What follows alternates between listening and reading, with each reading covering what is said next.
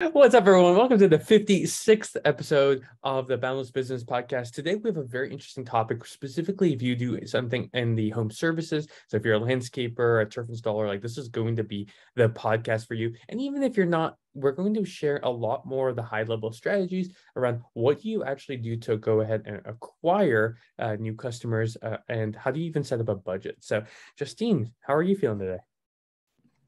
Feeling good. I'm in sunny Arizona now for a few days, so I'm warming up, thawing a bit, and it's very nice. All right, we've missed you here, so I'm glad you're Thanks. having a great time again. Yeah, I'm happy to be back. I love it, love it. So kind of give it high level intro, but tell us about today's question. How and one thing that people don't realize is you come up with a lot of these questions. So when I got this one, I was really excited. So Justine, tell me how you came up with this question and what are we talking about?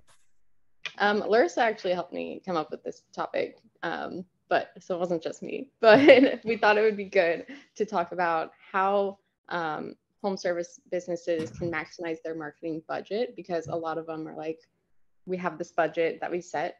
How do we use it? What are some different strategies we can do to get more customers? So I kind of wanted to talk about understanding what that marketing budget probably looks like and how to determine an appropriate amount to set for a marketing budget for a landscaping business or a home service business. And then we'll kind of go into different strategies. So where would you like to start, Nico? Yeah, let's actually start with like money.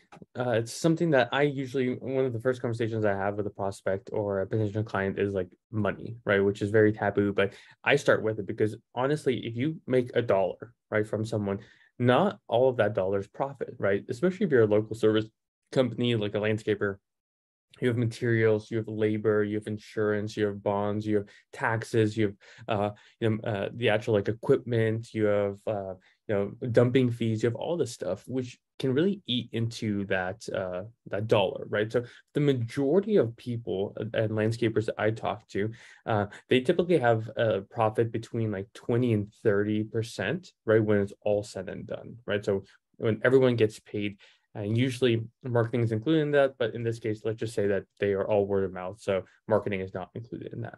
That means for every dollar that they make, they walk away with 20 to 30 cents in profit.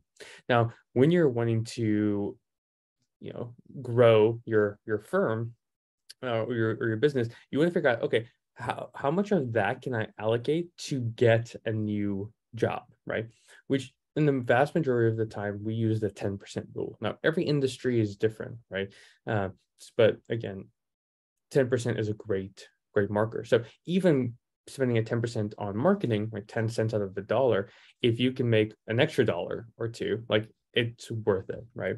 So that means if let's say that your standard project's $10,000, you can spend up to $1,000 to acquire that. That's with marketing, ad spend, paying people like us, driving out to give estimates and all that. So that's the number that we typically use is like 10% of a project cost will actually be in marketing spend. Do you have any tips for tracking and measuring the success of these marketing efforts and um, kind of measuring the ROI on these? Yeah, I have a lot, right? So again, we've talked about this in multiple podcasts, but there's two main forms of marketing. There's active and passive. Active, you can measure the effects of your marketing down to what action led to what outcome. For instance, if we spend $1,000 on mailers or on ads, we can see how many people did that reach, how many of them called, how many of them went to estimate, how many of them went to contract, how many of them sold. We can actually map that out. Then passive marketing is like posting on social media, right? You're investing in your website, radio commercials. I guess radio would be kind of a great area, but passive you just can't measure. So it just depends on what you're using. So if you're working with a firm like us, we measure everything, like how many people clicked on the ad, how many people saw the ad, how long did it take you to go from cold to call. But yeah, it just depends on what medium that you actually end up using. Okay, let's talk about those mediums then and kind of how people can decide where to allocate their money to, because there's a lot of different strategies they can do from like social media marketing, referral marketing, email marketing, ad spend. Let's kind of talk about each different strategy and how people can decide. Yeah, no, it's a phenomenal question. So let's start with everyone's favorite, which is referral marketing, right? Referral marketing is always going to be the best because these individuals already trust you because they trust someone else. They already have a project in mind. Maybe it's not scoped out all the way, but they know more or less what they're looking for.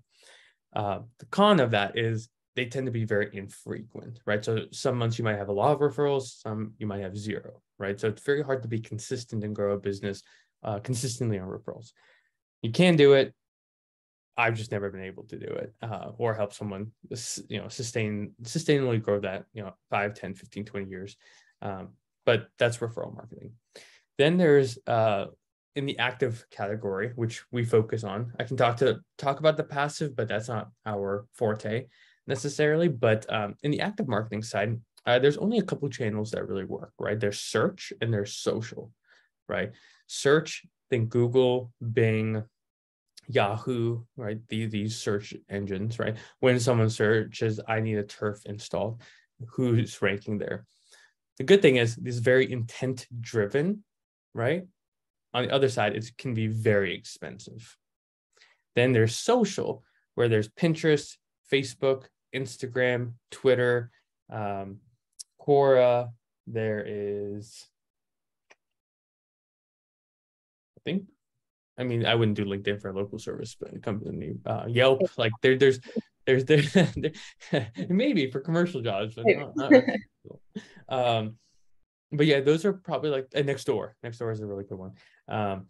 So those are the main ones in there. Now, every platform, you're trying to find an arbitrage. You're trying to find where can I get the cheapest like impressions? Because if I get 1,000 impressions, I'm going to get one estimate, for instance, right?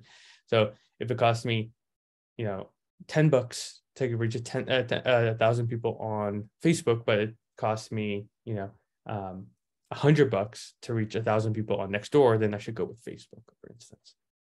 So that's what you're trying to figure out, and seems complicated because it is, but it just that's why you have people like us to actually study what's going on, where the hacks, Yeah, I was actually going to ask, how do people find out like what it costs? Are these like public information on the websites? Like how do people go about knowing what's the best platform for them? That's testing. I wish I could tell you, like there are standards, but that you can follow, but without testing, you don't know. Like for us, like we're working in dozens of markets across millions of people, so we can easily find out. Google is, or like Nextdoor is really cheap in like the Southwest, but like Northeast, it's super expensive, so we have to stay away from. So it's testing, right? So like you don't have to hire people like us; you can do it, but you just need a test. So to be honest, like I wish I had something better, but there's standards, right? So like Facebook and Facebook and Instagram do really well.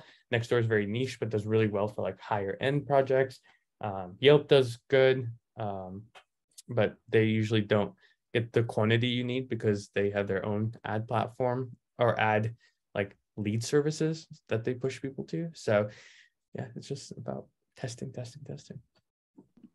I feel like that's the same along any kind of marketing effort, is testing. And like if you see that something is working really well, like going with that and continue on with that. But if it's not working as well, kind of like tweaking one part of it before changing the entire campaign or whatever, right? Is that kind of, would you recommend that as well? I'm so glad you mentioned that, because when I think about like anything, all I'm thinking about is like what's getting me the job. So a lot of people get very scared because they can have like 5 leads one day and then like 1 the next day or 0 the next day, and they freak out. And in the short-term context, you should freak out. However, you have to look at it from a longer term context.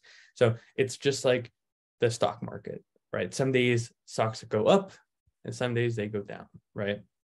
And in a very short period of time, like you might freak out because it's going down. But if you look at 5, 10, 20, 30 years, it incrementally goes up. And that's what we're looking for. We're looking for the keys that shows, are we actually incrementally going up or are we incrementally going down? And then where can we step in to change the offer, the niche, the messaging, the medium, like all that is based on like analyzing the data. Yeah, definitely. So how do people decide where their money goes with all these different strategies? Yeah, you have to just figure out like, what do you actually want?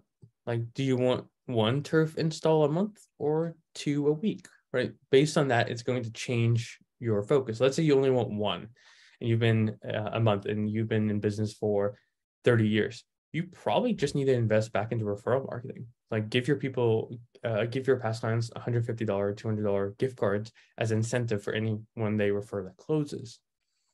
That'd be a lot cheaper than running ads and paying someone to do it. Now, let's say you want 2 jobs a week. Now you probably need to talk to 15 to 20 people to get that going. And that usually means you've got to advertise somewhere. Sweet. Is there anything we missed about setting up marketing budgets, how to use them, or different strategies that we haven't touched on yet, or any tips that you want to give? Yeah, it's a really good question. I would say the biggest thing is like establish your goal, because once you have the goal, you can work back, right? Like in the beginning, if you want $50,000 jobs, you should be looking at spending, anywhere between like 4 and 5 grand to acquire that. Now it seems crazy. It seems like a lot of money. And in the beginning it is, but over time that number will go down because you get better. You have more data to support what works. You're able to understand much more clearly the route to get cheaper business because you've made the mistakes. And hence why we exist. We exist here to help alleviate the mistakes because we've already made them. And we already know what works. So we just repeat that process. So the biggest thing is like, what's your goal? And like, how do you work backwards? Because a lot of the questions will get answered based on that. Awesome. Well, those were all the questions I really had. Anything else before we end it off? No, if you have any questions, message us at nico@boundlessmedia.com, or we're going to be posting a lot of content related to local services, specifically landscapers, in the next coming weeks. So just keep your eye out there. And if you have any questions, let us know. But no, Justine's always a pleasure. Excited to have Larissa on again next week. She's been in and out, but we'll get her back and it's going to be super fun. But yeah, if you guys have any questions, let us know. Otherwise, have a fantastic rest of your day, and we'll see you on the next pod. Peace.